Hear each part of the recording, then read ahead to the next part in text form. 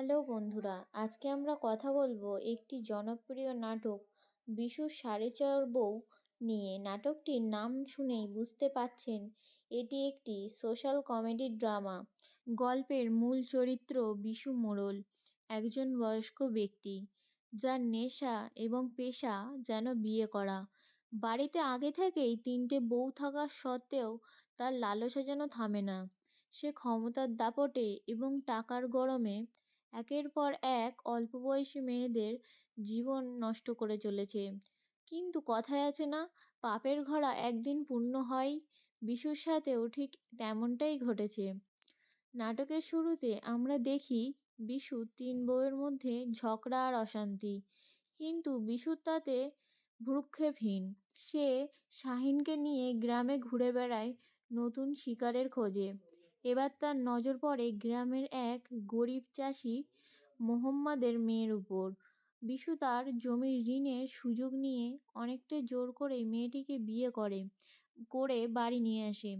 তবে এই নতুন বউ কিন্তু অন্য সবার মতো ছিল না। সে বাড়িতে এসেই বিশুকে শিক্ষা দেওয়ার জন্য বাসর ঘরের দরজা বন্ধ করে দেয়। ঠিক এই সময়েই গল্পে প্রবেশ ঘটে একজন রহস্যময়ী পাগল এবং শহর থেকে আসা এক ম্যাডামের। এই ম্যাডাম আসলে মহিলা সমিতির একজন নেত্রী, যে বিশুর মতো লম্পট মোড়লকে শায়েস্তা করার ছক কষে। ম্যাডামকে দেখেই বিশু তার আগের সব বউকে ভুলে যায়। ম্যাডাম শর্ত দেয়, যদি বিশু তার সব বউকে ডিভোর্স দেয় এবং সব জমি জায়গা তার নামে লিখে দেয় তবেই সে বিয়ে করবে। লালসায় অন্ধ বিশু কিছুই চিন্তা না করে দলিলে সই করে দেয় এবং তার সব বউকে তালাক দিয়ে বাড়ি থেকে বের করে দেয়। কিন্তু নাটকের শেষটা ছিল দেখার মতো।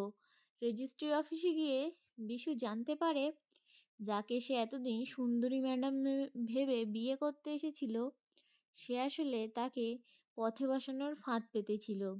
বিশুর সব সম্পত্তি এখন তার বাড়ির কাজের লোকেদের নামে উইলও হয়ে গেছে।